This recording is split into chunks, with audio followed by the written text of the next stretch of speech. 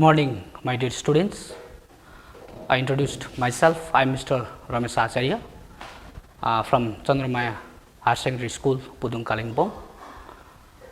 First of all, on behalf of school, I would like to express my heartfelt condolences to those who lost their lives due to COVID-19 pandemic. Especially, today I am going to teach a history of class 10. विशेष गरेर म स्टुडेन्ट्सलाई म के भन्न चाहन्छु भन्दा यो आजको लेसन स्टार्ट गर्नुभन्दा अगाडि यो लकडाउनको समयमा तिमीहरू जुन घरमा बसेर यो टिभी च्यानल अनलाइन टिचिङ हेरिरहेको छौ, तिमीहरू दया गरी आफ्नो नोटबुक पेन लिएर बसे राम्रो हुनेछ, किनभने कतिवटा पोइन्ट्सहरु तिमीहरूले घरमा रुममा बसेर टिभी द्वारा तिमीहरूले इम्पोर्टेन्ट पोइन्ट्सहरु नोटबुकमा तिमीले नोट गर्न सक्नेछौ। र यो जुन चाहिँ टिचिङ यो म पढाउन गइरहेको छु तिमीहरूलाई, यो टिचिङ क्लास 10 लेभल तिमीहरूको स्ट्यान्डर्डमा म क्लास 10 को स्ट्यान्डर्डमा यो क्लास गर्न लागिरहेको छु। र सर्वप्रथम हिस्ट्री, सो अलिकति ब्याकग्राउन्ड म तिमीलाई अब भन्न चाहन्छु कि history of India can be divided into 3 periods, ancient, medieval and modern. र त्यो मध्ये जुनै पनि हिस्ट्री हामी पढ्छौँ, पढ्दाखेरि सोर्स भनिन्छ। Source is very important. Without source we cannot study history. History पढ्नुको लागि चाहिँ सोर्स हुनैपर्छ। हिस्टोरियन्सलाई पनि सोर्स चाहिन्छ, सोर्सद्वारा पढ्नु हिस्टोरियन्सले किताबहरू लेख्ने काम गर्छन्। र त्यसले गर्दाखेरि सोर्स थाहा हुनु अति आवश्यक छ। र त्यसले गर्दा एन्साइन्ट हिस्ट्री अफ इन्डियाको पनि आफ्नै सोर्स छ। म ब्रिफमा भन्दै जान्छु। Literary sources, archaeological sources and foreign accounts. त्यसै गरी medieval history, history of middle ages in India, जसलाई मुस्लिम हिस्ट्री पनि हामी भन्छौँ, त्यसको पनि आफ्नै सोर्स छ, बायोग्राफी, अटोबायोग्राफिज। अनि मेन क्लास 10 मा चाहिँ जुन चाहिँ हामी पढ्छौँ त्यो चाहिँ modern Indian history, history of modern India. र हिस्ट्री अफ मोडर्न इन्डिया को पनि सोर्स छ। There are 2 important sources. one is primary sources and other is secondary sources. र प्राइमेरी सोर्समा चाहिँ के आउँछ भन्दा चाहिँ प्राइमेरी सोर्सेस कम्प्राइज के मिलेर तयार हुन्छ भन्दा चाहिँ प्राइमेरी सोर्सेस चाहिँ government documents, news papers, periodicals, police diaries, intelligence reports, यो सबै लिटरेचर्स, यो सबै चाहिँ प्राइमेरी सोर्सेसमा आउँछ मोडर्न इन्डियन हिस्ट्री। अनि सेकेन्डरी सोर्समा चाहिँ बायोग्राफी, अटोबायोग्राफी एक्सेट्रा एक्सेट्रा। र त्यसले गर्दाखेरि यो मोडर्न इन्डियन हिस्ट्री क्लास 10 मा जुन चाहिँ सिलेबसमा हामी पढ्छौँ त्यो चाहिँ मोडर्न इन्डियन हिस्ट्री, जसलाई भन्छौँ हामी British history of India, British history of India, history of British rule in India. र आजको जुन चाहिँ टपिक छ, reforms, characteristics and observations, chapter 2, 19th century Bengal reflected of society in periodicals, newspapers, journals and literatures. 19th century Bengal को 19th century कस्तो थियो त? What was the condition of the society? कुन प्रकारको कन्डिसन थियो सोसाइटीमा? अनि के रिफर्म्सहरु ल्याउनु पर्थ्यो? त्यो विषयमा यहाँ हामी पढ्न गइरहेका छौँ। र त्यो यसको रिफ्लेक्सन के थियो, कस्तो खालको कन्डिसन छ, what were the conditions of the contemporary society, Bengal contemporary सोसाइटीको सोशल कन्डिसन्स कस्तो थियो। As you know that British they came to India in 1600 AD with the establishment of English East India Company. They came to India, and यति बेला थाहा छ कि ब्रिटिसहरु इन्डियामा 16th century AD मा आएको थिए, जहाँ चाहिँ इङ्ग्लिस इस्ट इन्डिया कम्पनी भनेर एउटा कम्पनी इन्डियामा आयो। आइसकेपछि यहाँ चाहिँ मेन चाहिँ त्योहरू व्यापार गर्नु आएको। They came to India in 1600 AD with what we call taraju in their hands. Taraju बोकेर आए. First तिनीहरुको मोटिभ थियो, इकोनोमिक मोटिभ थियो. They wanted to earn more profits through trade. र पछि गएर तिनीहरुको मोटिभ चेन्ज हुँदै गयो. 1600 यसको एउटा लामो एउटा इतिहास छ, यसको एउटा हिस्टोरिकल स्टेजेस छ यसको डेभलपमेन्ट.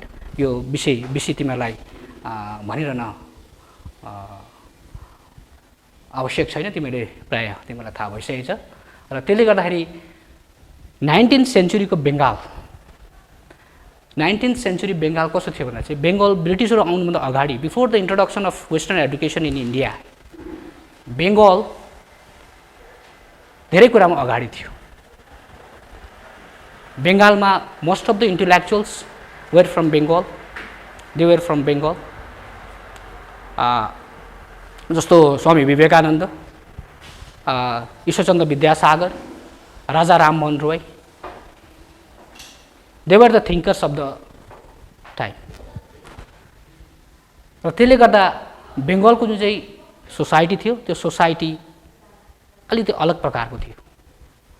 र हामी जुन चाहिँ पढ्दैछौँ अहिले, तिमीलाई हामी जुन चाहिँ एउटा सिलेबसमा यो जुन चाहिँ छ सिलेबसमा, त्यो चाहिँ बंगालको हिस्ट्री अफ बंगाल र बंगालको जुन चाहिँ छ बंगाली सोसाइटी एकदमै फोर फ्रन्टमा थियो. जे पनि भयो बंगालबाट स्टार्ट भयो. जुन पनि कुरा रिफर्म्स मुभमेन्ट स्टार्ट भयो बंगालबाट सुरु भयो. फ्रिडम स्ट्रगल बंगालबाटै लिड भयो. त्यसले गर्दा बंगाल चाहिँ always in the four front of the movement. तिमीलाई यो कुरा थाहा भएको हुनुपर्छ. र यो म बुझाउन जाँदैछु तिमीलाई कि यो कुरा बंगाली सोसाइटीमा भएको कुरालाई चाहिँ कसरी चाहिँ उजागर गर्ने. ब्रिटिसहरु इन्डियामा आइसकेपछि तिनीहरुको जुन चाहिँ नेचर थियो, नेचर अफ देयर रुल चाहिँ एकदमै एक्सप्लोइटेटिभ थियो. एक्सप्लोइटेसन, थ्रु एक्सप्लोइटेसन बंगालको मान्छेलाई अथवा इन्डियन्सहरुलाई एकदमै एक्सप्लोइट गरेर, they exploited in different ways, in many ways. र त्यो भन्दा पनि बेसी, सबभन्दा बेसी ब्रिटिसहरुले एक्सप्लोइट गरेको थियो पिजान्सहरुलाई. Peasants were the class who were exploited by the British government. र ब्रिटिस गभर्नमेन्टलाई हामी भन्छौँ कोलोनियल गभर्नमेन्ट भन्छौँ हामी. कोलोनियल गभर्नमेन्ट, ब्रिटिस गभर्नमेन्टलाई भन्छौँ हामी कोलोनियल गभर्नमेन्ट. कोलोनियल गभर्नमेन्ट र ब्रिटिस गभर्नमेन्ट एउटै हो. ब्रिटिस रुल इन इन्डिया अथवा कोलोनियल गभर्नमेन्ट भनेपछि हामीले बुझ्नु पर्यो इन्डियाको बुझ्नु पर्यो. कोलोनियल गभर्नमेन्ट पनि भनिन्छ अनि ब्रिटिस गभर्नमेन्ट पनि भनिन्छ. यो दुईटा कुरामा कन्फ्युज हुनु भएन तिमीहरू. र कोलोनियल गभर्नमेन्ट किन भनियो भन्दा चाहिँ इन्डिया चाहिँ ब्रिटिसहरुको एउटा कोलोनी थियो. सिम्पल साधारण हिसाबमा बुझ्नु पर्दा चाहिँ ब्रिटिसहरुको कोलोनी चाहिँ इन्डिया थियो. इन्डियामा आएर एउटा पावरफुल कन्ट्री, इङ्ग्ल्यान्ड त एकदमै पावरफुल कन्ट्री थियो. एउटा पावरफुल कन्ट्रीले चाहिँ लेस पावरफुल अथवा विक, इन्डिया त्यतिखेर एकदमै विक थियो, विक कन्ट्री. त्यो विकनेस देखेर, इन्डियाको विकनेस देखेर ब्रिटिसले चाहिँ इन्डियालाई चाहिँ एउटा कोलोनी बनाउने कोसिस गर्यो. र यहाँको पोलिटिकल सिस्टम, इकोनोमिक रिसोर्सेसलाई चाहिँ डाइरेक्टली कन्ट्रोल गर्यो थ्रु इङ्ग्ल्यान्ड. इन्डियामाथि रुल गर्ने, इन्डियामाथि शासन गर्ने कोसिस गरे. र तिनीहरूले right from the beginning of the Battle of Plassey, 1757 to 1857 and 1857 to 1947 दुईटा फेजमा हामीले हेर्न सक्छौँ. अरू फेजहरु कतिवटा छुट्याएको छ तिमीलाई बुझ्नुको लागि चाहिँ 1757 right from the Battle of Plassey to the revolt of 1857, one phase of the British rule in India, and 1857 to 1947 till the achievement of freedom, there are two phases. यो टाइमसम्म 1757 to 1857 मा प्राय Battle of Plassey 1757, Battle of Bokshar 1764 हुँदै 1857 सम्म आउँदाखेरि यिनीहरूले धेरैवटा इन्डियाको स्टेटहरूलाई एनेक्स गरेका थिए, आफ्नो हातमा बनाएको थिए. They became more powerful, they became powerful one by one. They became powerful after the revolt of after the Battle of Plassey, 1764, Battle of Boxer. They became more powerful. They got more political power. इन्डियाबाट त्यसले आफ्नो हातमा पारे. त्यसले गर्दा 1757 चाहिँ एकदमै important event हो, very important event in the history of British rule in India. You remember, तिमीलाई याद गरिराख नानी हो. 1757 र त्यसरी यस throughout these periods British rule India very cruelly. They were cruel. Sometimes they may be called tyrant, tyrannical rule. दया माया नगरिकन इन्डियन्सहरूलाई rule गर्ने काम गरे. Now we come to the topic 19th century Bengal. Printing media start भयो बंगालमा. फर्स्टमा हिके, James Augustus हिकेले printing media सुरु गरे इन्डियामा. बंगालमा कलकत्तामा उनले सेट गरे प्रिन्टिङ प्रेस, उनको आफ्नै प्रेस स्टार्ट गरे. He was a trader, James Augustus Hicky. हिकेको paper, first paper Bengal gazette, first paper सुरु गरे हिकेले. र त्यो पेपरमा Hicky wanted to expose the tyrannical rule of the British government. गभर्मेन्टको कतिवटा स्क्यान्डलहरू, कतिवटा नराम्रो व्यवहारहरू चाहिँ त्यो पेपरमा उनले एक्सपोज गरे. गर्दाखेरि 1782-62 तिर यो पेपरलाई ब्यान गर्यो. हिकेको प्रिन्टिङ प्रेस पनि बन्द गर्यो गभर्मेन्टले. And government was not ready to tolerate all these things. त्यसले गर्दा चाहिँ हिकेको पेपर प्रिन्टिङ प्रेस पनि बन्द भयो. कतिवटा बेङ्गली इङ्ग्लिस पब्लिसर तिनीहरूलाई पनि इन्डियाबाट ब्याक गरियो. अब यहाँबाट सुरु भयो. यो जुन चाहिँ न्युज पेपर्स छ, पिरियोडिकल्स छ, न्युज पेपर्स छ, यो स्टार्ट गरे इन्डियन्सहरूले, मेनली फ्रम बेङ्गालबाट. First periodical, Bengali periodical was Bamabodhini. Bamabodhini जसलाई भन्छ हामी बामबोधिनी पिरियोडिकल 1863, published by उमेश चन्द्र दत्त. बामबोधिनी 1863. र यो पेपरमा उमेश चन्द्र दत्तले के गरे भन्दा सबभन्दा पहिला चाहिँ वुमन्स एम्पावरमेन्ट, नारीहरू चाहिँ सशक्तिकरण, नारी सशक्तिकरण, नारीहरू चाहिँ एकदमै पावरफुल हुनुपर्छ. वुमन्स एम्पावरमेन्ट, नारीहरू एकदमै पावरफुल हुनुपर्छ, शक्तिशाली हुनुपर्छ. र त्यो कसले बनाउँछ त त्यो शक्तिशाली नारीहरूलाई भन्दा चाहिँ थ्रु एजुकेसन.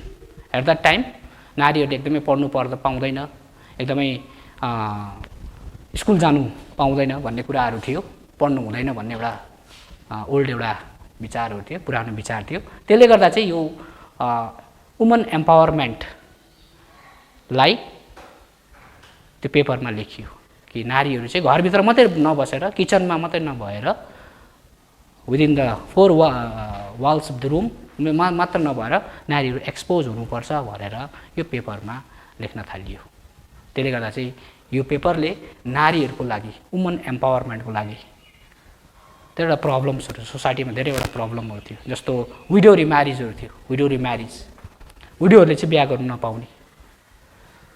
जब आफ्नो हस्बेन्डको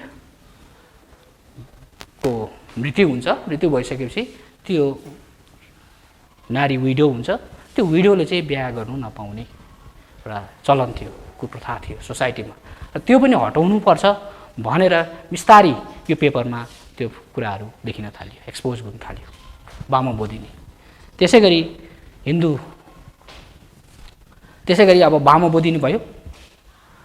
अर्को सुरु भयो हिन्दू पेट्रियट, हिन्दू पेट्रियट 1852 मा हिन्दू पेट्रियट, यो चाहिँ इङ्ग्लिस हिन्दू पेट्रियट, यो चाहिँ English weekly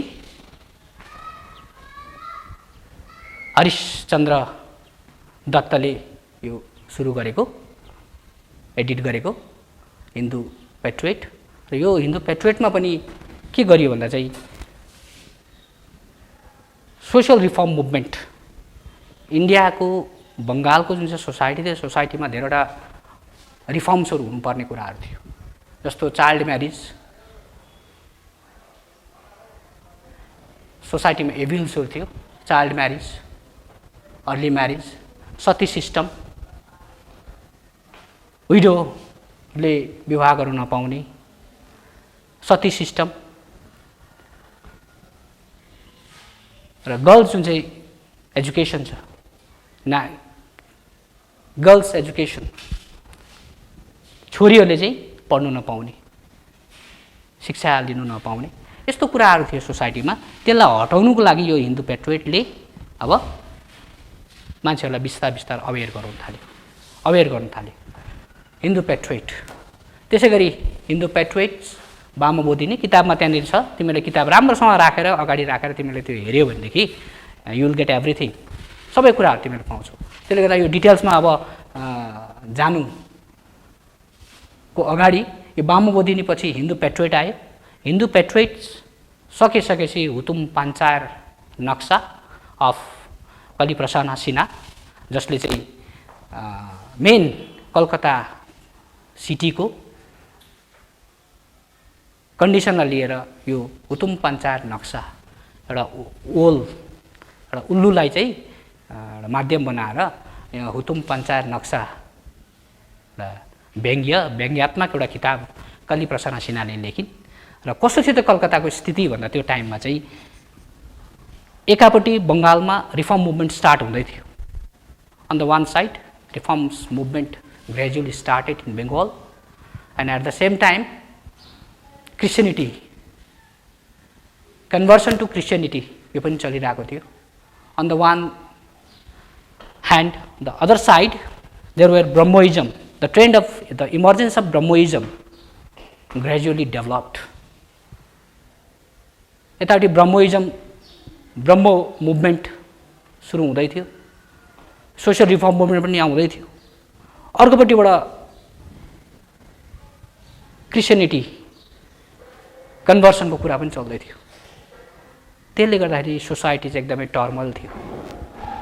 so condition of the society चाहिँ एकदमै टर्मोइल थियो, अराजकता थियो। त्यसले गर्दा चाहिँ त्यो सोसाइटीलाई बचाउनुको लागि कन्भर्सन, मेन प्रब्लम जुन थियो कन्भर्सन टु क्रिस्चियनिटी, त्यसलाई पनि रोक्नुको लागि चाहिँ त्यतिखेर चाहिँ ब्रह्मोइजमहरू, ब्रह्म मुभमेन्टहरू सुरु भयो। सोसियल रिफर्म मुभमेन्टहरू बिस्तार बिस्तार सुरु हुँदै थियो। र यसको एउटा व्यङ्ग्यात्मक लेख यो हुतुम पान्चार नक्सामा मेन्सन गरिएको छ कलिप्रसन्न सिन्हाले। छोटकरीमा मैले तिमीलाई यो बताएको र स्थिति जुन चाहिँ छ त्यो कन्टेम्पोरेरी सोसाइटी, कन्टेम्पोरेरी बेङ्गलको स्थिति जुन चाहिँ छ, सिनारियो छ, त्यसलाई चाहिँ कलिप्रसन्न सिन्हाले चाहिँ एक्सपोज गर्नु चाहन्थे मान्छेको अगाडि। इन द सेम म्यानर अर्को आयो नील दर्पण, एडिटेड बाई दीनबन्धु मित्र। नील दर्पण जसको भन्छौँ हामी इन्डिगो रिभल्टको विषयमा, इन्डिगो रेभिलियनको विषयमा यो नील दर्पण जुन चाहिँ ड्रामा छ त्यो ड्रामा लेखिएको थियो दीनबन्धु मित्रले 1869। नील दर्पण जसलाई भन्छौँ हामी मिरर, इन्डिगो मिन्स नील, नीलको खेती, नील मिरर, लुगालाई डाई गर्ने, ब्लू जसलाई भन्छौँ ब्लू म्युटिनी पनि भन्छौँ हामी, ब्लू म्युटिनी, लुगालाई डाई गर्ने यो नीलको खेती। र यसको उसको यो इन्डिगोको प्लान्टर्स चाहिँ को थियो भन्दा चाहिँ युरोपियन्सहरू थिए। They were the planters and the cultivators were the peasants. Peasants of Bengal. So, indigo planters ले indigo cultivators लाई जबरजस्ती फोर्सिबली तिमीहरूले के लाउनु पर्छ indigo plant चाहिँ लाउनु पर्छ आफ्नो खेती हटाएर धान को खेती हटाएर गहुँको खेती हटाएर चाहिँ त्यो खेती हटाएर चाहिँ त्यहाँ डल्लै तिमीहरूले चाहिँ के लाउनु पर्छ प्लान्ट लाउनु पर्छ indigo plant लाउनु पर्छ भने चाहिँ indigo plantersहरूले यिनीहरुमाथि टर्चर गर्न सुरु गरे र यसलाई फोकस गर्नु लागि in Nil Darpan by Dinabandhu Mitra in 1869 उनले चाहिँ he wanted to expose the inhuman treatment of indigo planters to the peasants. Peasantsहरुमाथि जुन प्रकारको एउटा अमानवीय जुन चाहिँ व्यवहार गरेको थियो त्यो व्यवहारलाई एक्सपोज गर्ने काम गरे नील दर्पण इन्डिगो रेभिलियन बंगाल त्यसले गर्दा अब के भयो भन्दा चाहिँ नील दर्पण लेखे दीनबन्धु मित्रले पिजान्सहरु सबभन्दा बेसी हेपिएको एकदमै शोषित एउटा सेक्सन थियो पिजान्स त्यसले गर्दा के भयो भन्दा पछि गएर बंगालमा एउटा फेमिन स्टार्ट भयो अनिकाल सुरु भयो इन्डिगोको खेती लगाउन थाल्यो ब्रिटिसको यो रुलले गर्दाखेरि पिजान्सहरु एकदमै हेल्पलेस भए त्यसले गर्दा चाहिँ यिनीहरुमाथि अब टर्चर भएको कारणले गर्दाखेरि खेतीहरु आफ्नो खेतीहरु जुन लाउने खेतीहरु थियो खेतीहरु बन्द भयो इन्डिगो प्लान्ट्स लगाउन थाल्यो जबरजस्ती फोर्सिबली लगाउन थाल्यो त्यसले गर्दा बंगालमा फेमिन स्टार्ट भयो जस्तो 1770 बंगालको जुन चाहिँ फेमिन छ त्यो फेमिन यति डरलाग्दो फेमिन थियो एउटा अनिकाल थियो आयो बंगालमा जसले गर्दा 1/3 अफ पपुलेसन बंगालको 1/3 पपुलेसन वर डिस्ट्रोयड 1/3 पपुलेसन सकिएको थियो र हिस्टोरियन्सले भनेका छन् कि British rule starts with famine and end with famine throughout the British rule we have seen famines many famines visited India particular in Bengal 1770 1770 सालको अनिकाल बंगालको 1770 सालको अनिकाल बंगालको त्यसले गर्दा चाहिँ अब यो नील दर्पणमा लेखे त्यस्तै गरेर अर्को आयो ग्रामवर्त कंगाल हरिनाथ मजुमदारले लेखेको ग्रामवर्त यो पनि इन्डिगो प्लान्टर्सहरुमाथि पिजान्सहरुमाथिको अत्याचार भिलेजर्सहरुमाथिको अत्याचार जुन छ त्यसलाई एक्सपोज गर्ने काम गरे भनेपछि अब हामी we come to the conclusions अब हामी आउँदै छौं कि न्यूजपेपर्स पिरियोडिकल्स जर्नल्स लिटरेचरले के गर्यो भन्दा चाहिँ कन्टेम्पोरेरी बंगालको सोशल कन्डिसन्स ब्रिटिसको रियल नेचर त्यसलाई एक्सपोज गर्ने काम गरे त्यसले गर्दाखेरि गभर्नमेन्टले अब के गर्यो त what was the reaction from the governmental side गभर्नमेन्टले अब के गर्यो भन्दा चाहिँ गभर्नमेन्टले यो जति पनि पेपरहरु छ पेपरहरुलाई न्यूजपेपर्सलाई चाहिँ ब्यान गर्नुको लागि एक्ट पास गर्दै गयो जसलाई भन्छ हामी Vernacular Press Act. Vernacular Press Act was passed by the British government to curtail the freedom of press. Freedom of press, like ban गर्नुको लागि Vernacular Press Act pass गर्यो 1878 Vernacular Press Act was passed, and in the same year Arms Act was also passed, Arms Act, and in 1876 Dramatic Performances Act was passed by the government. 1878 Vernacular Press Act was passed. कुनै पनि vernacular language मा अथवा regional languages मा कुनै पनि लेखहरु लेख्नु पाउँदैन भनेर एक्ट पास गर्यो जुन लेखले चाहिँ ब्रिटिश गभर्नमेन्टको नेचरलाई अत्याचारलाई मान्छेको अगाडि ल्याउने काम गरेको थियो त्यसले गर्दा यो प्रेसको फ्रिडमलाई कटेल गर्यो 1876 मा ड्रामेटिक परफर्मेन्स एक्ट जसको Nil Darpan was a drama play यो ड्रामा चाहिँ देखाउनु अगाडि जसले ड्रामा देखाउँछ त्यसले त्यो भन्दा अगाडि ब्रिटिश गभर्नमेन्टको अगाडि यसलाई सेन्सरमा हाल्नुपर्छ उनीहरूले करेक्सन गरेर छाटकाट गरेर मात्रै त्यो ड्रामालाई देखाउन पाउने, नभएदेखि त्यो ड्रामाहरू पर्फर्म गर्नु नपाउने एक्टहरू पास गर्यो, जसलाई भन्छौँ हामी ड्रामेटिक पर्फर्मेन्सेस एक्ट। एनिवे, र पनि यो कुरा रोक्न सकेन। Reforms, newspapers, journals and periodicals ultimately pave the way. यसले के सुरु गर्यो भन्दा चाहिँ फ्युचरको मुभमेन्टहरूलाई, आउने दिनहरूको मुभमेन्टहरूलाई सजिलोसँगले अगाडि आउनेको लागि यसले तयार गर्ने काम गर्यो।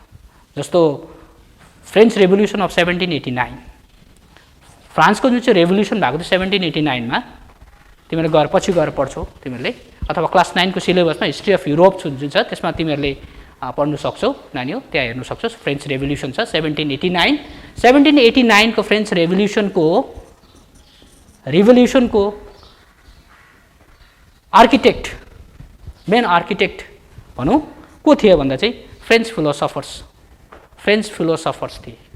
1789 French philosophers like Rousseau, Voltaire, Montesquieu etcetera, they prepared the ground for the revolution, French revolutions. भनेपछि यो फ्रेन्च रेभोल्युसन ल्याउनुको लागि फिलोसफर्स, थिङ्कर्स, तिनीहरूको लिटरेचर्सको कारणले गर्दा फ्रान्समा रेभोल्युसन आयो। त्यस्तै गरेर इन्डियामा जुन चाहिँ फ्रिडम मुभमेन्टहरू भयो, सोसल रिफर्म मुभमेन्ट भयो, एजुकेसनल रिफर्म्स भयो, सोसियो रिलिजियस रिफर्म मुभमेन्ट, बेङ्गालको सोसियो रिलिजियस रिफर्म मुभमेन्ट, अनि एजुकेसनल जुन चाहिँ रिफर्म्स छ त्यो रिफर्म्सको लागि चाहिँ यो news papers, periodicals, journals and literatures they played very important role. एकदमै ठुलो भूमिका निर्वाह गरेको थियो न्युज पेपर्सले। So news papers sometimes it ventilate the grievances of the people. News paper चाहिँ यस्तो खालको चिज हो जसले चाहिँ गभर्मेन्टको नेचर, गभर्मेन्टको रुल गर्ने तरिका, साथसाथै मान्छेलाई डिफ्रेन्ट मेनी थिङ्स, प्रायः जसो चिजहरूमा मान्छेलाई अवेर गर्ने, कन्सियस गर्ने, नेसनल कन्सियसनेस जुन जुन मान्छेले बुझेको छन् त्यो मान्छेले तिनीहरूको पेपरद्वारा, पिरियडिकल्सद्वारा, जर्नल्सद्वारा, लिटरेचरद्वारा तिनीहरू चाहिँ दे बिकेम कन्सियस। त्यसले गर्दा चाहिँ यो न्युज पेपर्स, लिटरेचर सबैले चाहिँ एउटा ग्राउन्ड तयार गर्ने काम गर्यो, जसले गर्दा मान्छेहरू चाहिँ एकदमै प्रिपेयर होस्। जस्तो सोसियल रिफर्म मुभमेन्ट, इन्डियामा जुन चाहिँ रिफर्म मुभमेन्ट सुरु भयो, त्यो रिफर्म मुभमेन्टमा जुन चाहिँ चाइल्ड म्यारिजहरू थियो, सती सिस्टम थियो, विडो रिम्यारिजहरूको विषय क्वेसन थियो, वुमन एजुकेसन्सको विषयमा थियो। यसलाई चाहिँ मान्छेलाई तयार गर्ने काम गर्यो।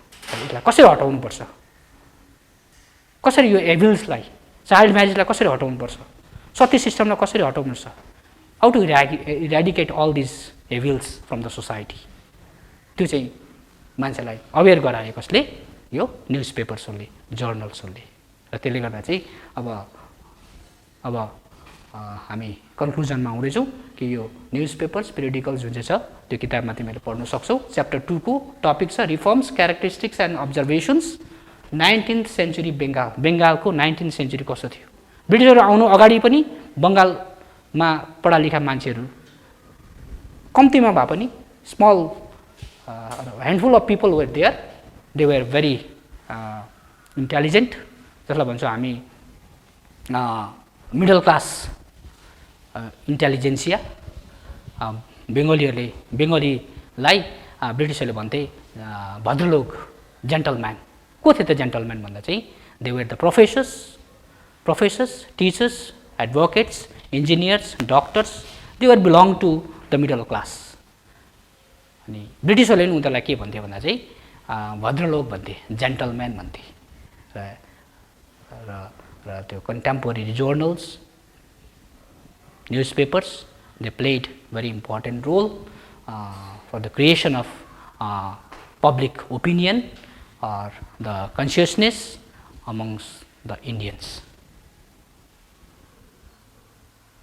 र आजलाई म मेरो यो जुन चाहिँ क्लास छ यो क्लास यही कन्क्लुड गर्न चाहन्छु र फेरि अर्को दिन फेरि नेक्स्ट डे म अर्को टपिक लिएर तिमीहरूको सामु आउन चाहन्छु अनि र तिमीहरूलाई म यो च्यानलद्वारा के भन्न चाहन्छु भन्दा चाहिँ please be stay at home, राम्रो राम्रो खानाहरू राम्रोसँग खाने अनि दिनमा एउटा सेल्फ स्टडी एउटा रुटिन बनाउने, सेल्फ स्टडी दिनमा के पढ्ने एउटा रुटिन बनाएर त्यो रुटिन फलो गरेर हामीले जुन चाहिँ यो च्यानलको माध्यमद्वारा तिमीहरूलाई जुन चाहिँ एउटा फिड गर्ने कोसिस हामी गर्दैछौँ त्यो तिमीहरूले अवश्य पनि लिन्छौ होला भन्ने हामी आशा राख्दै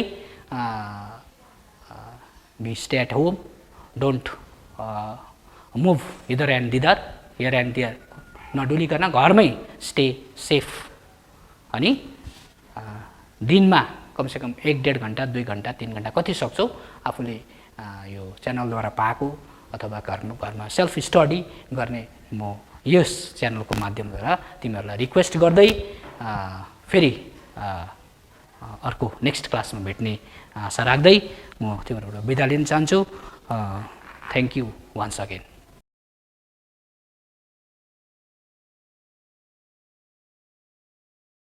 नमस्कार, म युवा छेत्री, एसिस्टेन्ट टिचर एसयुएमआई र सर्वप्रथम म माध्यमिक शिक्षक संयुक्त शिक्षक कल्याण सङ्गठनलाई अनि केटिभी अनि मनी ट्रस्टलाई धेरै धेरै धन्यवाद दिन चाहन्छु। उहाँहरूको पहलमा जुन यो अनलाइन टिचिङ हुँदैछ त्यसको लागि म उहाँहरूलाई धेरै धेरै धन्यवाद दिन चाहन्छु। र म आज सुरु गर्न चाहन्छु क्लास 10 को फर्स्ट च्याप्टर क्वाड्रेटिक इक्वेसन। त्यो गर्नु अगाडि म अलिकति क्लास 8 र 9 को इक्वेसनको बारेमा म तपाईहरुलाई अलिकति केही भन्न चाहन्छु। सो फर्स्ट अफ अल आउँछ हामी लिनियर इक्वेसन।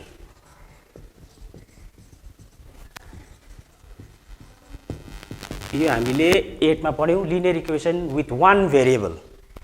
अब कस्तो खालको इक्वेसनलाई लिनियर इक्वेसन भनिन्छ त्यसमा अलिकति हामी ध्यान दिनेछौं। The equation of the form ax plus b is equals to c etc. is called linear equation. जसले म तपाईहरुलाई एक्जाम्पल पनि दिन चाहन्छु। एक्जाम्पल हेर्दाखेरि चाहिँ 5x plus 4 is equals to 11 etc. यस्तो खालको इक्वेसनलाई चाहिँ हामी के भन्छौं, लिनियर इक्वेसन। यो चाहिँ हामीले सायद 7 र 8 मा पढिसकेको हुनुपर्छ।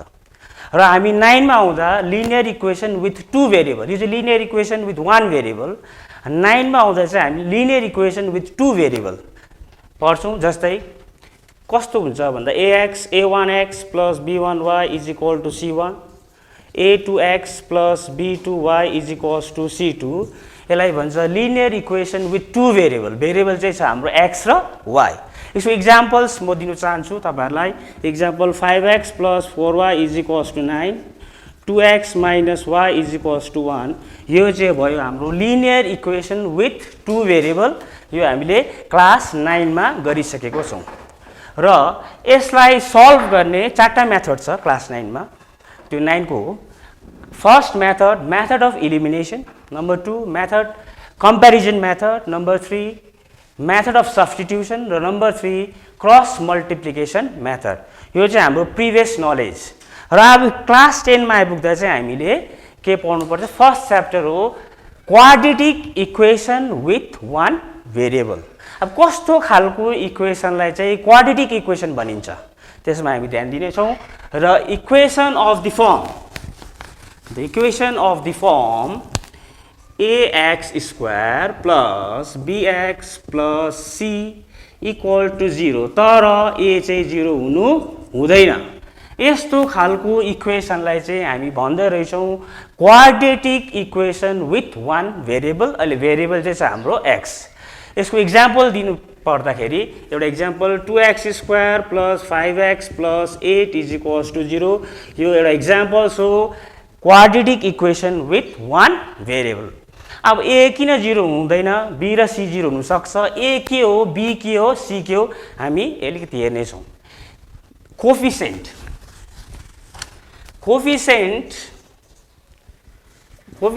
अफ x स्क्वायर लाई चाहिँ हामी भन्छ a।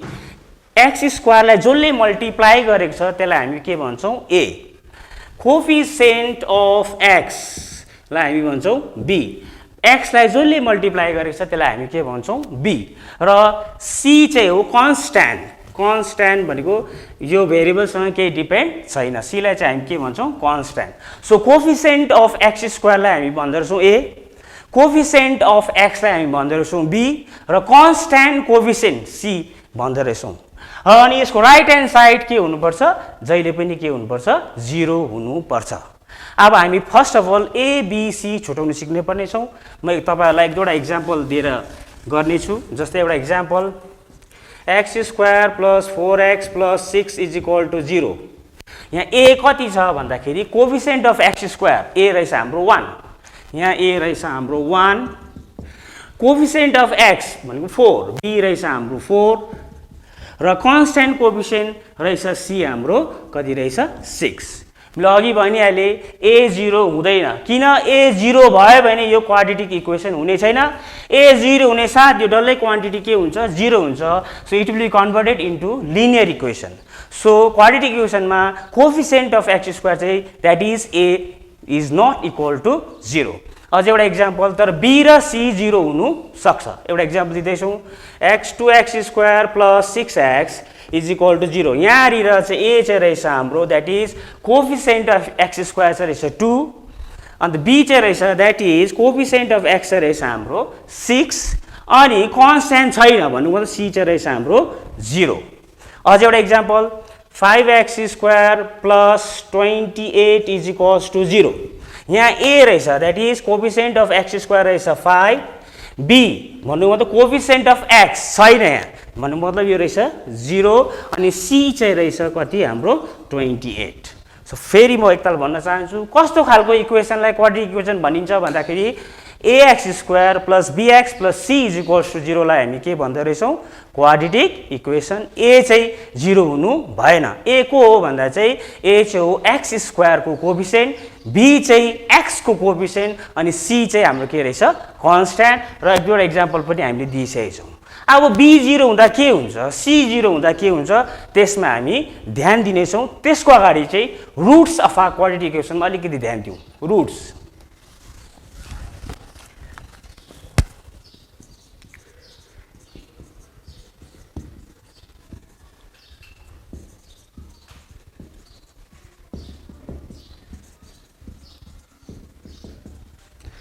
रुट्स भनेको चाहिँ हामीले के बुझ्न पायौँ भन्दाखेरि क्वाड्रेटिक इक्वेसन सल्भ गर्दा हामीले x को दुईटा भ्यालु पाउनै पर्छ, x को भ्यालु दुईटा हुनै पर्छ। त्यो दुईटा भ्यालुसलाई चाहिँ हामी के भन्छौँ roots of a quadratic equation.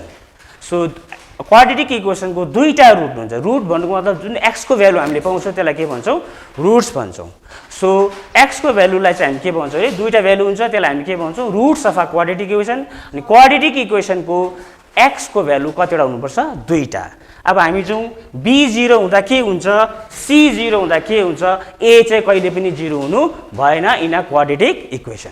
So b 0 हुँदा के हुन्छ भन्नुको मतलब कोफिसिएन्ट अफ x 0 हुँदा के हुन्छ, द रुट्स आर रुट्स भन्नुको value are equal in magnitude but opposite in sign.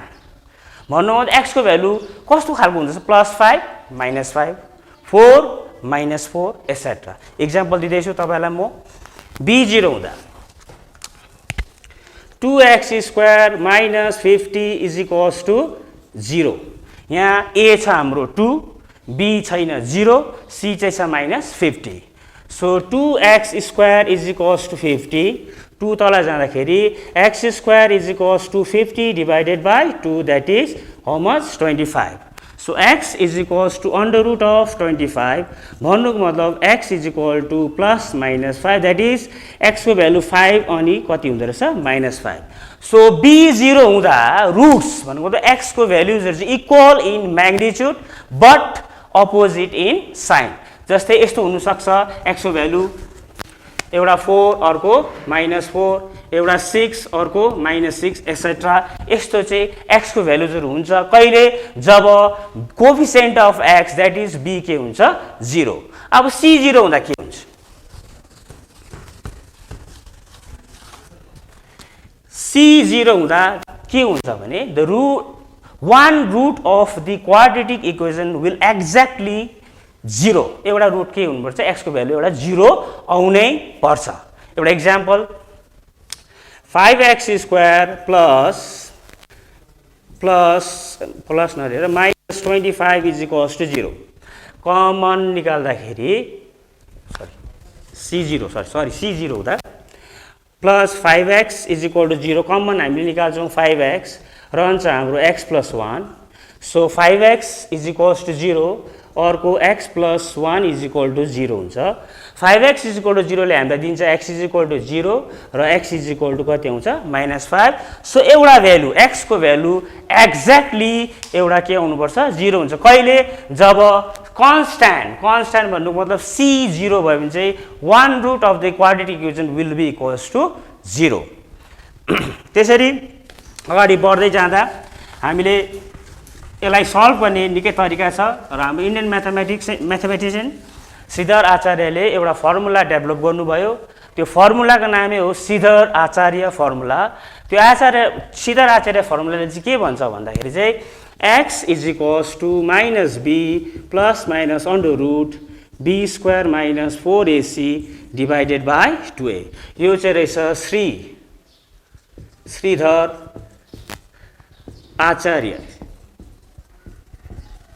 Acharya formula यसलाई भन्दो रहेछ हामी Shridhar Acharya formula Shridhar Acharya Indian mathematician हुनुहुन्छ उहाँले एउटा डेभलप गर्नुभएको formula x is equals to -b plus minus under root b square minus 4ac divided by 2a b चाहिँ के हो भन्दा कोएफिसिएन्ट अफ x a चाहिँ coefficient of x square c चाहिँ हाम्रो हो कन्स्ट्यान्ट कोएफिसिएन्ट र यो quantity b square minus 4ac लाई चाहिँ discriminant of a quadratic equation भन्दो रहेछ कुन क्वान्टिटीलाई b square minus 4ac is called discriminant of a quadratic equation कुन क्वान्टिटीलाई the quantity b square minus 4ac is called discriminant of a quadratic equation and we usually denote it by d. So d is equals to b square minus 4ac यो d लाई चाहिँ हामी के भन्दो रहेछौं discriminant of a quadratic equation. So यो d को formula रहेछ b square minus 4ac लाई चाहिँ के भन्दैछ हामी discriminant of a quadratic equation अब d 0 हुँदा के हुन्छ d लेस देन 0 हुँदा के हुन्छ d ग्रेटर देन 0 हुँदा के हुन्छ त्यसमा अलिकति हामी ध्यान दिनेछौं d भनेको हामीले भनिसकिहाल्यौं discriminant of a quadratic equation र यसको भ्यालु रहेछ b स्क्वायर माइनस 4ac अब d 0 हुँदा के हुन्छ d ग्रेटर देन 0 हुँदा के हुन्छ d लेस देन 0 हुँदा के हुन्छ हामी अलिकति हेर्नेछौं d is equals to 0 that means discriminant 0 भयो भने the roots भनेको x को values are real and equal roots are real and equal real पनि हुनेछ as well as equal पनि हुनेछ example 4 -3 हाफ यस्तो चाहिँ हामीले x को भ्यालु पाउने छौं कहिले जब डिस्क्रिमिनेन्ट चाहिँ के भयो भने 0 भयो भने the roots of the quadratic equation are real as well as equal अब d greater than 0 भयो भने के हुन्छ भन्दाखेरि roots are real but unequal roots real हुने रहेछ तर उनीहरु बराबर हुने छैन जस्तै 3,2 रूट्स भनेको अघि भनिहाल्यौ हामीले x को भ्यालुजलाई चाहिँ के भन्छ हामी रूट्स 1 5 3 -3 एसेट्रा यो चाहिँ के हुँदैछ x को भ्यालुज के हुँदैछ रियल एन्ड अनइक्वल अब d लेस देन 0 हुँदा के हुन्छ d भनेको डिस्क्रिमिनेन्ट लेस देन 0 हुँदा के हुँदै रहेछ भन्दाखेरि roots are complex and unequal complex number भनेको इमेजिन नम्बर हो जब हामी 11 मा बग्छौं त्यतिबेला हामी पढ्छौं सो त्यति चाहिँ याद गर्नु पर्यो रूट्स आर के हुँदै रहेछ कम्प्लेक्स एन्ड अनइक्वल कहिले जब डिस्क्रिमिनेन्ट चाहिँ लेस देन 0 भयो भने। सो फेरि एकताल भन्छु म, डी भनेको चाहिँ रहेछ discriminant of a quadratic equation. अब यो डिस्क्रिमिनेन्टको भ्यालु रहेछ B square minus 4ac। Discriminant 0 भयो भने के हुन्छ, डिस्क्रिमिनेन्ट लेस देन 0 भयो भने के हुन्छ, डिस्क्रिमिनेन्ट ग्रेटर देन 0 भयो भने के हुन्छ। अब यदि डिस्क्रिमिनेन्ट इक्वल्स टु 0 भयो भने roots are real and equal. भन्नुको मतलब रुट्स भनेको एक्सको भ्यालु चाहिँ 4 4 हुनसक्छ, -3 -3 हुनसक्छ, हाफ हाफ हुनसक्छ। यदि डी ग्रेटर देन 0 भयो भने roots are real and unequal. Roots real हुनेछ as well as unequal, 3 2 1 5 3 -3 etcetera. र डी लेस देन 0 भने roots are complex and unequal. So far हामीले क्वाड्रेटिक इक्वेसनको अलिअलि हेर्दै जाँदैछौँ र कस्तो खालको इक्वेसनलाई क्वाड्रेटिक इक्वेसन भनिन्छ त्यो हामीले डिस्कस गरिसक्यौँ। कस्तो खालको इक्वेसनलाई क्वाड्रेटिक इक्वेसन भन्छ भन्दाखेरि हामीले अघि हेरिहाल्यौँ कस्तो खालको इक्वेसनलाई, ax square plus bx plus c is equal to 0। तर a चाहिँ 0 हुनु सक्दैन, b 0 हुनसक्छ, c 0 हुनसक्छ। a चाहिँ कोफिसिएन्ट अफ x स्क्वायर हो, b चाहिँ कोफिसिएन्ट अफ x हो, c चाहिँ कन्स्ट्यान्ट हो। अब a र c बराबर भयो भने के हुन्छ त्यो हेर्नुहोस् हौ। जब a र c बराबर हुन्छ, जस्तै 3x square minus 10x plus 3 is equals to 0, यहाँ a र c के भइरहेछ, बराबर भएछ। त्यति बेला चाहिँ roots are reciprocal to each other हुँदो रहेछ। रुट्स भन्नुको मतलब x को भ्यालु चाहिँ reciprocal to each other. Roots are reciprocal to each other भन्नुको मतलब x को भ्यालु चाहिँ कस्तो पाउँछ हामीले, 3 1/3 5 1/5 एसेट्रा। कहिले जब a र c बराबर भयो भने roots are reciprocal to each other. So फेरि एकताल म रिक्याप गर्न चाहन्छु अलिकति फर्स्टदेखि नै। कस्तो खालको इक्वेसनलाई क्वाड्रेटिक इक्वेसन भनिन्छ भनेर भन्दाखेरि चाहिँ ax square plus bx plus c is equals to 0, a चाहिँ 0 हुनु भएन। यस्तो खालको इक्वेसनलाई हामी के भन्छौँ, क्वाड्रेटिक इक्वेसन भन्छौँ। अनि right hand side must be equal to 0 हुनु पर्यो। अब हामीले भनिहाल्यौँ, इक्जाम्पल पनि दिइहाल्यौँ। Example 2x square plus 6x plus 3 is equal to 0। यहाँ a रहेछ 2, b रहेछ 6, c रहेछ 3। अर्को x square minus 6x is equal to 0 मा a रहेछ 1, b रहेछ -6, c चाहिँ रहेछ 0। अझ एउटा equation 2x square minus 25 is equal to 0 मा a रहेछ 2, b रहेछ 0, c रहेछ -25, c रहेछ -25। अब डिस्क्रिमिनेन्ट हामीले हेर्यौँ। डिस्क्रिमिनेन्ट भनेको के रहेछ भन्दाखेरि the quantity b square minus 4ac is called discriminant of a quadratic equation. यो डिस्क्रिमिनेन्ट 0 हुँदा के हुन्छ भन्दाखेरि roots are real and equal. Discriminant greater than 0 भयो भने roots are real and unequal. अनि डिस्क्रिमिनेन्ट लेस देन 0 भयो भने roots are complex and unequal. अब a 0 हुँदैन, b 0 भयो भने के हुँदो रहेछ भन्दाखेरि roots are equal in magnitude but opposite in sign. c 0 भयो भने x को एउटा रुट के हुँदो रहेछ, 0 हुँदो रहेछ।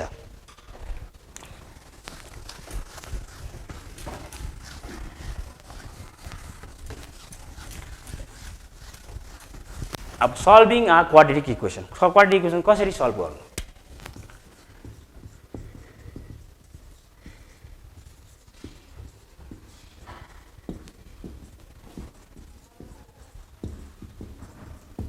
एउटा सजिलो इक्जाम्पलबाट म थाल्दैछु क्वाड्रेटिक इक्वेसन कसरी सल्भ गर्नु।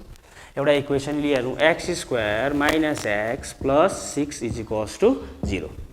यहाँ a रहेछ हाम्रो 1, b रहेछ -1, c रहेछ 6। यस्तो दुईटा फ्याक्टर्स हेर्नु पर्यो 6 को मल्टिप्लाई गर्दा ल -6 a रहेछ 1, b रहेछ -1, c रहेछ -6। यस्तो दुईटा फ्याक्टर्स हेर्नु पर्यो 6 को मल्टिप्लाई गर्दा चाहिँ 6, सबट्र्याक्ट गर्दा चाहिँ 1। सो 6 कति प्रकारले मल्टिप्लाई गर्दा 6 1 जा 6, 6 - 1 5 छैन यहाँ। अर्को 6 हुनसक्छ, अर्को 3 2 जा 6, 3 2 जा 6, 3 ले 2 लाई घटाउँदा कति आउँदैछ 1। सो 6 को यस्तो फ्याक्टर हेर्नु पर्यो, मल्टिप्लाई गर्दा चाहिँ 6 आउनु पर्यो, घटाउँदा चाहिँ कति आउनु पर्यो 1 आउनु पर्यो। सो त्यो फ्याक्टर्स रहेछ 3 र 2। सो हामीलाई लेख्छौँ एक्स स्क्वायरै लेख्छौँ यसलाई, यो 1 लेख्दैनौँ, 1 को बदली हामीले के लेख्नु पर्यो यहाँ 3 - 2 बिकज 3 - 2 इज 1, 3 2 जा 6। ब्रैकेट खोल्दाखेरि X square minus into plus minus 3 into X 3x minus into minus plus 2 into X 2x minus 6 is equals to 0। यहाँनिर कमन हेर्नु पर्यो, कमन भनेको याम भएको त्यो हाम्रो छ अहिले एक्स बाहिर निक्लिँदाखेरि यहाँबाट एउटा एक्स निक्ल्यो, भित्र एउटा एक्स बस्यो, यहाँबाट पनि एक्स निक्ल्यो तर को उब्रियो -3। यहाँ दुईटामा कमन के रहेछ +2 कमन निकाल्दा भित्र बस्यो एक्स, अर्को बस 2 3 जा 6। फेरि कमन यो दुईटा कमन निकाल्दाखेरि हाम्रो उब्रियो x - 3 into x + 2 is equals to 0। So भन्दाखेरि x - 3 इज इक्वल्स टू 0 हुनु पर्यो, x + 2 is equal to 0। So transpose गर्दाखेरि x इज इक्वल टू 3 र x is equals to -2। So roots of this quadratic equation are 3 and -2। र अझै एक दुईवटा example अझै हामी हेर्नेछौँ। त्यो गर्नु अगाडि फेरि म भन्दैछु, मल्टिप्लाई गर्दा 6 किन 6 1 जा 6, सबट्र्याक्ट गर्दा 1 किन सबट्र्याक्ट गर्नु, लास्टको साइन के छ माइनस छ भने सबट्र्याक्ट गर्नु पर्यो। 6 को फ्याक्टर 6 इंटू 1 6, 6 - 1 5 छैन यहाँ, 3 2 जा 6, 3 ले 2 लाई घटाउँदा कति हुन्छ 1। सो 6 को फ्याक्टर चाहिँ छ 3 र 2। सो इन प्लेस अफ 1 हामीले के लेख्यौँ 3 - 2, 3 2 जा 6, 3 - 2 1। ब्रैकेट खोल्दा plus into minus minus into minus plus 3 into X 3x plus 2x -6। यहाँ कमन रहेछ एक्स बाहिर निक्लिँदा भित्र बस्यो x - 3, यहाँ कमन रहेछ +2 निक्लिँदा भित्र बस्यो x - 3। सो फेरि x - 3 कमन निकाल्दा हाम्रो उब्रियो x + 2 into x - 3। So this is equal to 0 और दिस इज इक्वल टू 0 गर्दाखेरि ट्रान्सपोज गर्दाखेरि x इज इक्वल टू 3 र x इज इक्वल्स टू -2। र कतिवटा म तपाईहरुलाई होम टास्क दिनेछु आफ्नै गोजीबाट एक दुईवटा क्वेशन।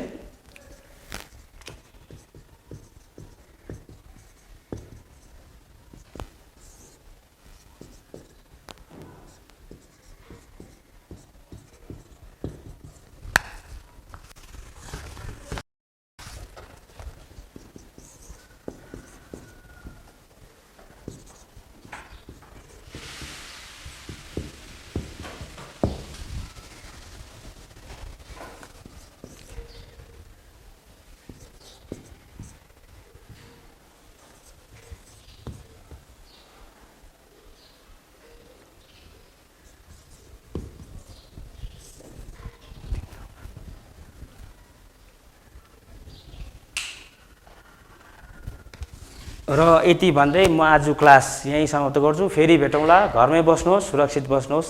नमस्कार।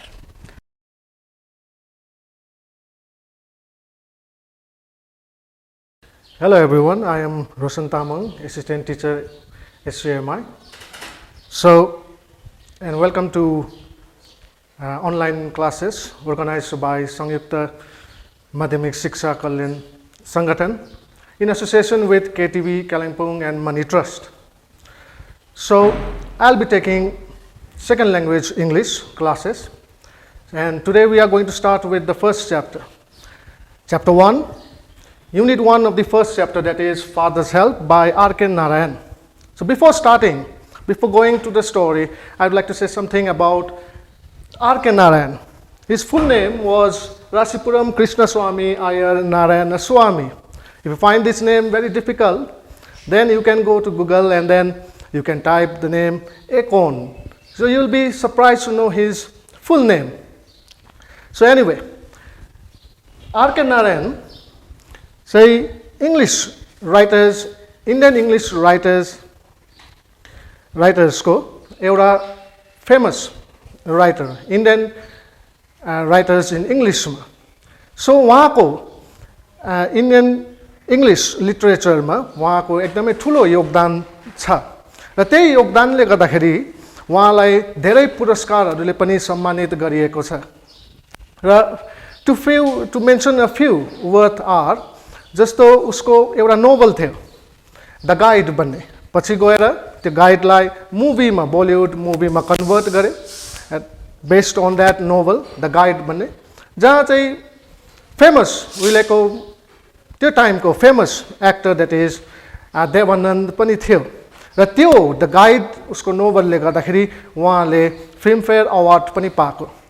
सो अर्को चाहिँ उसले Padma Vibhushan the second highest civilian award पनि द्वारा पनि उहाँलाई सम्मानित गरिएको, and Hee also receive the third highest Indian civilian award that is the Padma Bhushan. So यो जुन चाहिँ फादर्स हेल्प छ, this is an extract, a passage from his collection of short stories that is Malguri Days.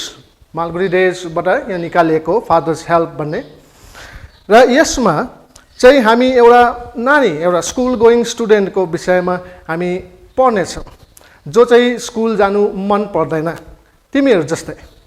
So when the story starts, Swami is lying in bed and then Swami realized with a shudder that it was Monday morning. It looked as though only a moment ago it was Friday. Already Monday was here. He hoped he didn't have to go to school. र हामी जस्तो नै स्वामीनाथन पनि school जानु मन पराउँदैन थियो र त्यसले गर्दाखेरि ऊ पलङमा सुतिरहेको बेलामा अचानक झसङ्ग हुन्छ कि it is Monday and he has to go to school. उसलाई याद आउँछ कि आज त स्कुल जानुपर्छ भनेर। र हामीलाई कस्तो लाग्छ भने कि जब फ्राइडे, हामी पनि जब स्टुडेन्ट थियौँ तिमीहरूलाई पनि त्यस्तै नै हुन्छ होला कि जब फ्राइडे आउँछ, फ्राइडे बेलुका हामीलाई मनमा एउटा हल्का फिलिङ हुन्छ कि भोलि चाहिँ पर्सि चाहिँ छुट्टी हो, that is Saturday and Sunday, त्यसले गर्दाखेरि स्कुल जानु पर्दैन भनेर एक प्रकारको मनमा हल्का हुन्छ, फिलिङ हुन्छ। स्वामीनाथनलाई पनि त्यस्तै फिलिङ भयो र त्यहाँदेखि स्याटरडे बित्दै जान्छ, सन्डे बित्दै जान्छ, त्यहाँदेखि सन्डे मन एक प्रकारले भारी हुँदै आउँछ नि, द्याट इज भोलिको दिनमा हामी के गर्नुपर्छ, स्कुल जानुपर्छ भनेर। द सेम फिलिङ हुन्छ हाम्रो स्वामीनाथनलाई पनि। सो हिजो अस्ति फ्राइडे जस्तो लागेको हुन्छ, मन्डे के छिटो आयो भनेर।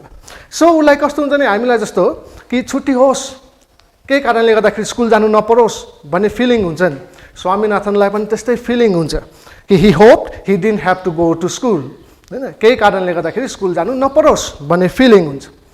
At 9 o'clock, Swami wailed, I have a headache. र 9 बजी तयारी नभएर उसले के भन्छ भन्दाखेरि मलाई एकदम टाउको दुख्यो भन्छ। अब आमाले सुन्छ र आमाले सुनिसकेपछि mother generously suggested that Swami might stay at home.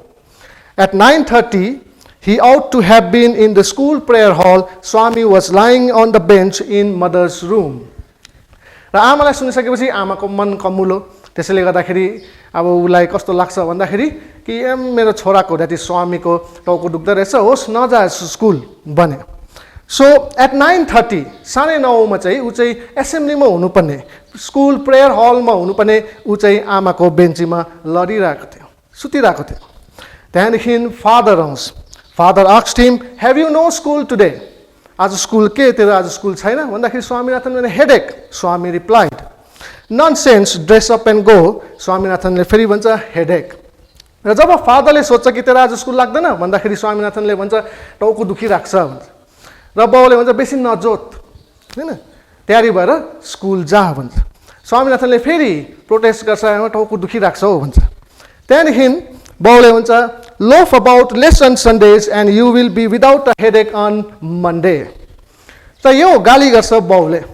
र मोस्टली फ्यामिलीमा कस्तो हुन्छ भन्दाखेरि आमा र बाउको गालीमा अलिअलि डिफ्रेन्स हुन्छ। र त्यो डिफ्रेन्स चाहिँ के हो भन्दाखेरि आमाले चाहिँ अलिकति सेफ साइड पाराले गाली गर्छ। जस्तो फर इक्जाम्पल नानीको इक्जाम आउन आँट्यो, नानी टिभी हेरिरहेको छ र आमा आउँछ, आमाले गाली गर्छ, ए टिभी निभा त छिटो पढ्नु जा, होइन, अहिले बाउले आयो भने तँलाई मार्छ। सो आमाले चाहिँ सेफ साइड खेल्छ, उसले बाउमाथि जब जिम्मा दिइरहेको हुन्छ। वेरएज बाउहरूको चाहिँ अलिकति गाली गर्ने तरिका अलिकति डिफ्रेन्ट हुन्छ। द्याट इज सपोज त्यही सेम सिचुएसन छ, छोराले टिभी हेरिरहेको छ, इक्जाम आउन आँटिसक्यो र बाउले चाहिँ इन्डाइरेक्टली पाराले अरू कुरोहरू पनि भनिदिन्छ। र बाउले के भन्छ भन्दाखेरि त्यति बेला बाउको गाली गर्ने तरिका चाहिँ कस्तो हुन्छ भन्दाखेरि ए टिभी हेर्दैछस् होइन ए 2-3वटा क्वेसन चाहिँ के टाइगर सफ्टमा पनि आउँछ भने त्यस्तो पाराले के गर्छ क्वेसन गाली गर्ने गर्छ र सेम यता पनि बाउले भन्छ loaf about less on Sundays and you will be without a headache on Monday र अलिक कम्ती घुम्ने गर आइतबार त्यसले गर्दाखेरि तेरो टाउको दुख्दैन सोमबार त्यस्तो पाराले गाली गर्छ उसले डाइरेक्टली भन्नु पनि सक्थ्यो नि त तेरो टाउको दुखेको चाहिँ बेसी घुमेर हो भन्नु पनि सक्थ्यो नि त तर इन्डाइरेक्टली पाराले गाली गर्छ उसलाई Swami knew how strict his father could be, so he changed his tactics. I can't go so late to the class.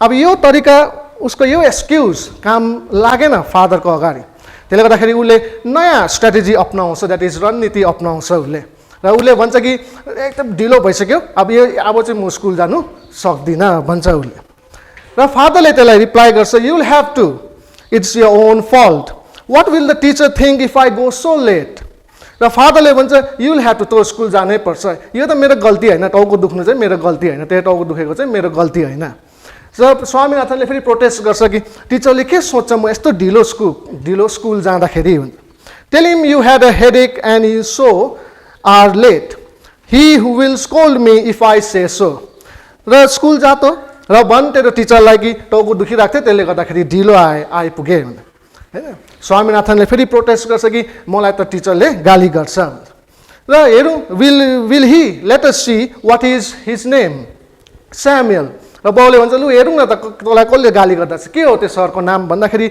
स्वामीनाथनले reply दिन्छ Samuel does he always scold the students he is a very angry man he is specially angry with boys who come in late I wouldn't like to go late to Samuel's class र बाउले जब सोध्छ कि स्वामीलाई कि उसले जहिले पनि गाली मात्रै गर्छ भन्दाखेरि ऊ चाहिँ एकदमै रिस्सा खालके मान्छे हो टिचर हो he is specially angry with those boys who come late to school जो चाहिँ ढिलो आउँछ त्यो तिनीहरूसँग चाहिँ पुरा रिसाउँछ अब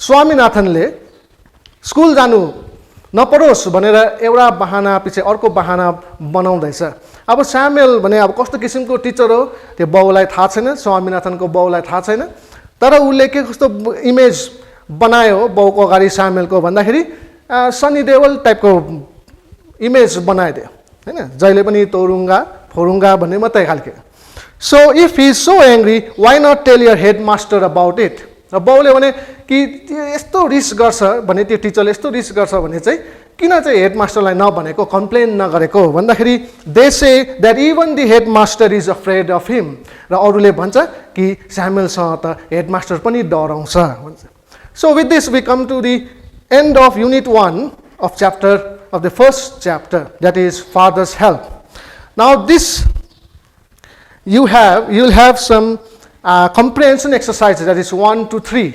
So I want you to go through those comprehension exercises, do it at home.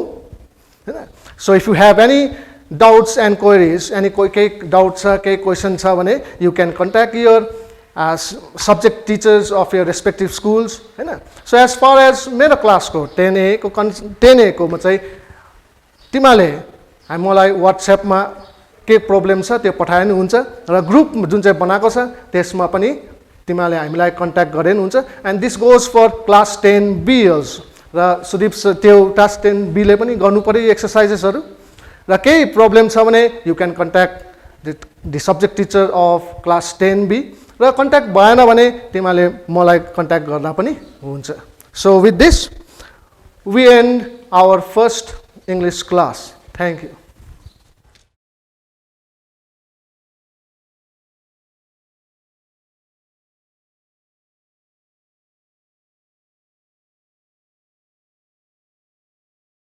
आज हामी क्लास 10 को केमिस्ट्री पढ्छौं र च्याप्टर 8 को physical and chemical properties of matter र त्यस च्याप्टर को आयोनिक एन्ड कोभलेन्ट बन्डिङ टपिक पढ्नेछौं र त्यो पढ्नुको लागि चाहिँ हामीलाई क्लास 9 को एटोमिक स्ट्रक्चरबाट इलेक्ट्रोनिक कन्फिगरेसन को कन्सेप्ट चाहिन्छ र त्यसको लागि हामीलाई पिरियोडिक टेबलमा हामीले पढिसकेको छौं हाइड्रोजन देखि क्याल्सियम सम्मको एटोमिक नम्बर थाहा भइसकेको छ र त्यो हाइड्रोजनदेखि क्याल्सियमसम्मको इलेक्ट्रोनिक कन्फिगरेसन थाहा हुनु जरुरी छ र हामी हाइड्रोजनदेखि क्याल्सियमसम्मको इलेक्ट्रोनिक कन्फिगरेसन क्लास 9 मा पढिसकेका छौँ र आज हामी रिभिजन गर्छौँ र hydrogen atomic number 1 number of electrons 1 first सेलमा एउटा इलेक्ट्रोन हुन्छ helium atomic number 2 electronic configuration first सेलमा दुईटा लिथियम एटोमिक नम्बर 3 फर्स्ट सेलमा दुईटा सेकेन्ड सेलमा एउटा बेरिलियम एटोमिक नम्बर 4 फर्स्ट सेलमा दुईटा सेकेन्ड सेलमा दुईटा बोरोन एटोमिक नम्बर 5 फर्स्ट सेलमा दुईटा सेकेन्ड सेलमा तीनटा र यो कसरी हुन्छ र यो म यहाँ देखाउने छु आयोनिक बोन्ड र कोभलेन्ट बोन्ड बुझ्नुको लागि हामीलाई क्लास 9 को इलेक्ट्रोनिक कन्फिगरेसनको कन्सेप्ट चाहिन्छ र त्यसको लागि first element hydrogen atomic number 1 number of electrons 1 र हाइड्रोजनको न्युक्लियस हो यो हाइड्रोजनको फर्स्ट सेल दैट इज के सेल हो र यसमा electrons 1 next helium atomic number 2 number of electrons 2 nucleus भयो हिलियमको फर्स्ट सेल दैट इज के सेल इलेक्ट्रोन्स दुईटा बसेको हुन्छ next lithium atomic number 3 number of electrons 3 र यसमा चाहिँ इलेक्ट्रोन्स फर्स्ट सेलमा दुईटा हो फर्स्ट सेलको क्यापेसिटी र थर्ड इलेक्ट्रोन चाहिँ सेकेन्ड सेलमा जान्छ जस्तै न्युक्लियस भयो यो फर्स्ट सेल भयो के सेल दुईटा इलेक्ट्रोन यहाँ बस्यो यहाँ हुन्छ र थर्ड इलेक्ट्रोन चाहिँ सेकेन्ड सेलमा हुन्छ next element beryllium atomic number 4 number of electrons 4 first सेलमा के सेलमा नम्बर अफ इलेक्ट्रोन्स 2 हुन्छ अब रह्यो दुईटा इलेक्ट्रोन त्यो चाहिँ सेकेन्ड सेलमा जान्छ एल सेलमा जान्छ र यो न्युक्लियस भयो बेरिलियमको दुईटा इलेक्ट्रोन फर्स्ट सेलमा बस्यो अब रहेको दुईटा इलेक्ट्रोन सेकेन्ड सेलमा जान्छ next element boron atomic number 5 number of electrons 5 first सेलमा दुईटा सेकेन्ड सेलमा तीनटा हुन्छ next element carbon atomic number 6 first सेलमा नम्बर अफ इलेक्ट्रोन्स 6 फर्स्ट सेलमा दुईटा सेकेन्ड सेलमा 4 हुन्छ next element nitrogen 7 number of electrons 7 first सेलमा दुईटा सेकेन्ड सेलमा 5 हुन्छ oxygen next element atomic number 8 first सेलमा नम्बर अफ इलेक्ट्रोन्स 8 फर्स्ट सेलमा दुईटा रहेको इलेक्ट्रोन 6वटा इलेक्ट्रोन सेकेन्ड सेलमा next fluorine atomic number 9 number of electrons 9 first सेलमा दुईटा रहेको 7 इलेक्ट्रोन्स सेकेन्ड सेलमा हुन्छ next element neon atomic number 10 number of electrons 10 first सेलमा दुईटा रहेको 8 इलेक्ट्रोन्स सेकेन्ड सेलमा हुन्छ sodium atomic number 11 number of electrons 11 first सेलमा दुईटा सेकेन्ड सेलमा 8 सेकेन्ड सेलको क्यापेसिटी 8 हो त्यसले गर्दा 8 इलेक्ट्रोन सेकेन्ड सेलमा गयो 2 र 8 10 भयो अझै एउटा इलेक्ट्रोन छ त्यो बाँकी रहेको एउटा इलेक्ट्रोन चाहिँ थर्ड सेलमा जान्छ र यहाँदेखि चाहिँ थर्ड सेल पनि स्टार्ट भयो K shell first shell L shell second shell M shell third shell magnesium atomic number 12, number of electrons 12, 2, 8 and 2. 2 र 8 10 plus 2 12. K cell 2, L cell second cell 8, M cell third cell 2. Aluminum atomic number 13, number of electrons 13, 2 first cell ma, second cell ma 8 and third cell ma 3. Silicon atomic number 14, number of electrons 14, 2, 8 and 4. Phosphorus 15, atomic number 15, 2, 8 and 5. Sulfur 16, atomic number, number of electrons 16, 2, 8 and 6. Next element, chlorine, atomic number 17, number of electrons 17, 2, 8 and 7. Next, argon, atomic number 18, number of electrons 18, 2, 8, 8. Next, potassium, atomic number 19, number of electrons 19, 2, 8, 8. 2 plus 8 10 plus 8 18. अझै एउटा electron रह्यो, त्यो चाहिँ fourth सेलमा जान्छ र fourth सेलमा चाहिँ एउटा इलेक्ट्रोन नयाँ यहाँदेखि चाहिँ फोर्थ सेल सुरु भयो र लास्ट इलेक्ट्रोन चाहिँ यहाँनिर पोटासियममा फोर्थ सेलमा गयो. Next element calcium, atomic number 20, number of electrons 20, 2, 8, 8 and दुईटा इलेक्ट्रोन 2 plus 8 10 plus 8 18 र यो दुईटा इलेक्ट्रोन, त्यो दुईटा इलेक्ट्रोन चाहिँ लास्ट सेलमा फोर्थ सेलमा जान्छ र यसरी हाम्रो क्याल्सियम सम्म इलेक्ट्रोनिक कन्फिगरेसन यस्तो हुन्छ. र हामीले यसमा हेर्यौं भने हिलियम 2, नियोन 2 and 8, आर्गोन 2, 8, 8 र हिलियमको फर्स्ट सेलमा को क्यापेसिटी 2 हो, ऊ फुल्ली फिल्ड छ. इलेक्ट्रोन यसलाई चाहिँदैन. नियोन फर्स्ट सेलको क्यापेसिटी 2, सेकेन्ड सेलको क्यापेसिटी 8, सेकेन्ड सेल पनि उसको फुल्ली फिल्ड छ, उसलाई इलेक्ट्रोन दिनु पनि छैन लिनु पनि छैन. त्यस्तै आर्गोन फर्स्ट सेलको क्यापेसिटी 2, सेकेन्ड सेलको क्यापेसिटी 8, थर्ड सेल 8. अब उसले उसको अक्टेट कम्प्लिट छ र उसले अझै एउटा इलेक्ट्रोन लिनु चाहदैन.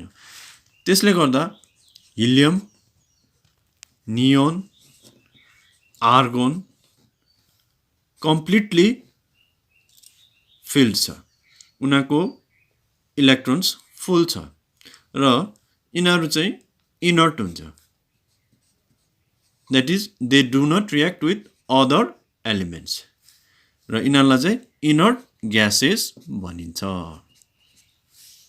Helium, neon, argon, krypton, xenon, radon अरू पनि छ.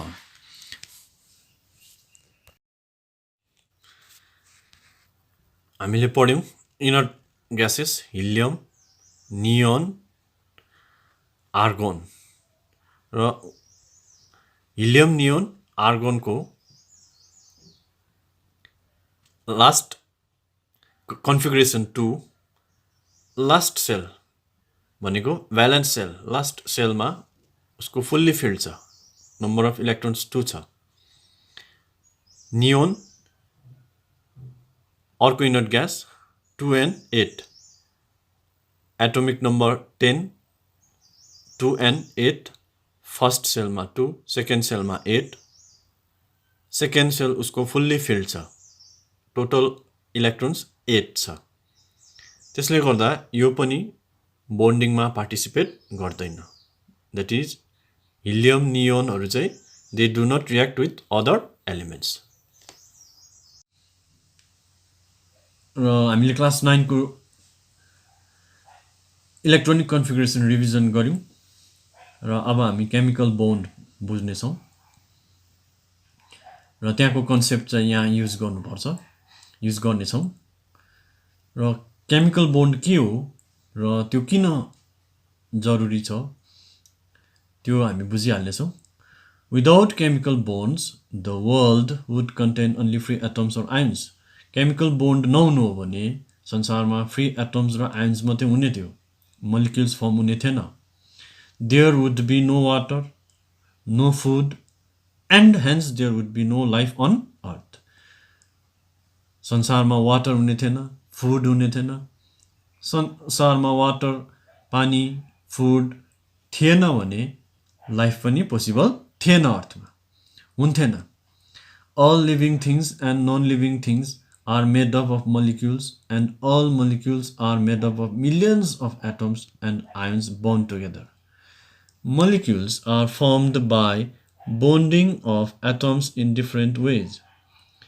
सबै living body, non living body मोलिक्युल्सले बनेको हुन्छ। मोलिक्युल्सहरू भित्र फेरि थुप्रै एटम्सहरू हुन्छन्, आयन्सहरू हुन्छन्।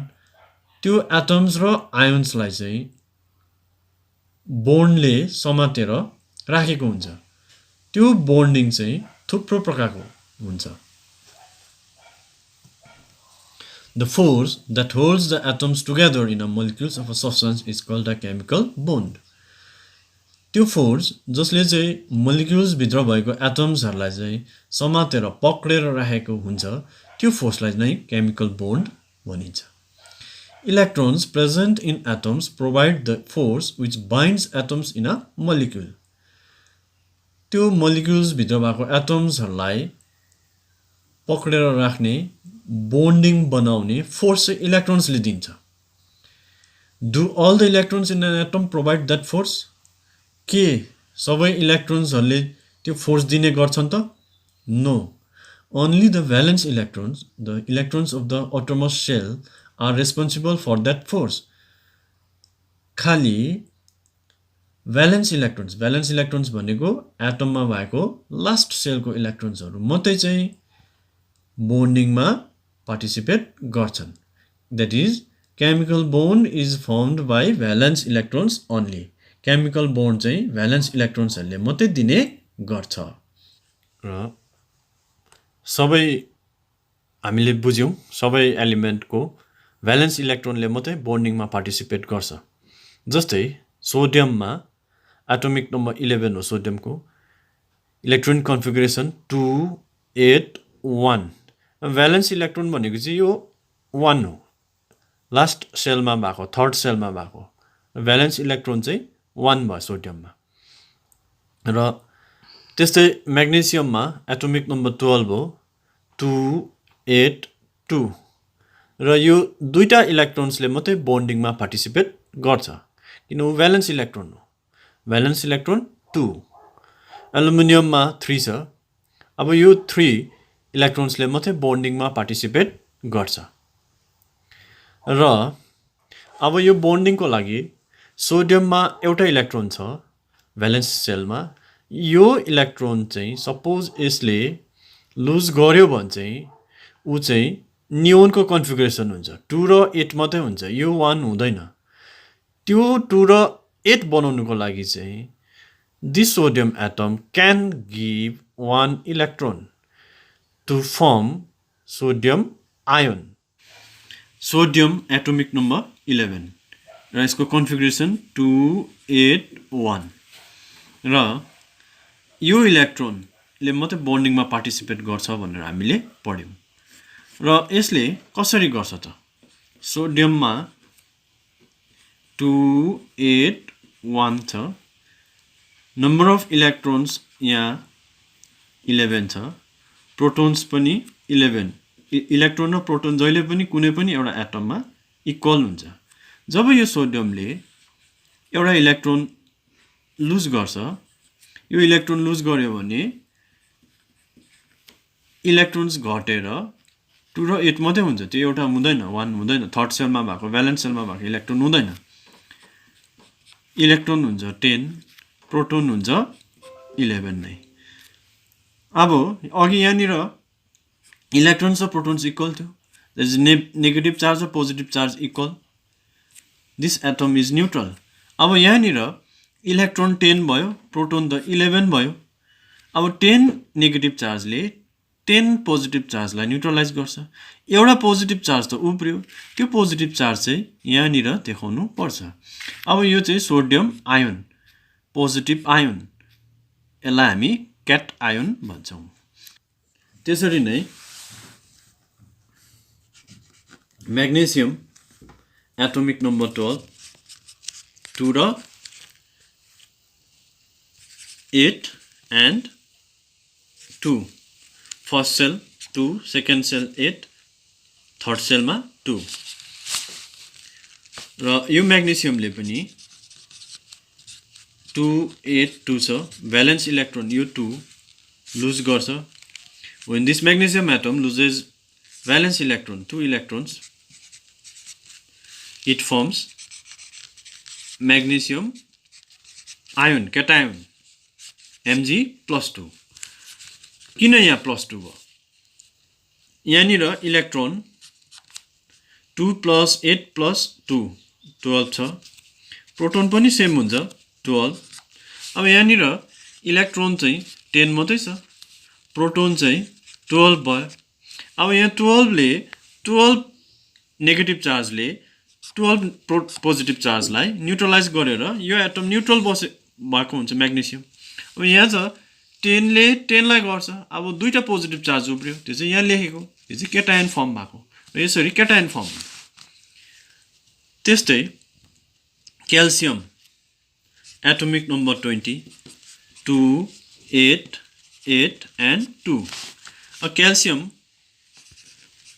2 8 8 2 मा यो हो भ्यालेन्स इलेक्ट्रोन्स दुईटा छ यसमा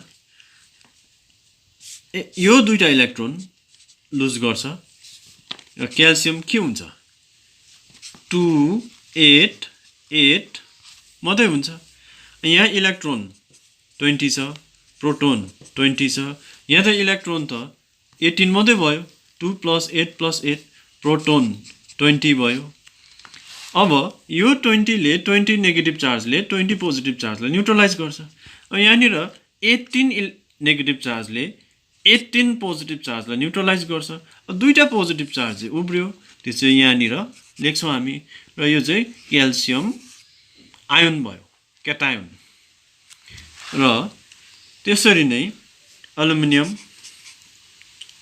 एटोमिक नम्बर 13 2 8 and 3 र एल्युमिनियममा 2 8 and 3 मा भ्यालेन्स इलेक्ट्रोन 3 भयो टोटल इलेक्ट्रोन 13 प्रोटोन पनि 13 अब तीनटा इलेक्ट्रोन यो भ्यालेन्स इलेक्ट्रोन तीनटा छ यो तीनटा इलेक्ट्रोनले लुज गर्छ तीनटा इलेक्ट्रोन लुज गर्यो तीनटा इलेक्ट्रोन लुज गर्दाखेरि के हुन्छ त भन्दा एल्युमिनियम 2 र 8 मात्रै हुन्छ अब इलेक्ट्रोन यहाँनिर 10 प्रोटोन 13 छ 10 ले 10 नेगेटिभ चार्जले 10 पोजिटिभ चार्जले न्यूट्रलाइज गर्छ तीनटा उब्रियो +3 लेख्नुपर्छ हामीले यहाँ एल्युमिनियम आयन +3 हुन्छ दिस इज अ क्याटायन र magnesium +2 cation calcium +2 cation aluminium +3 cation र यसरी चाहिँ क्याटायन्सहरु चाहिँ फर्म हुन्छ फ्रम देयर प्यारेन्ट एटम्स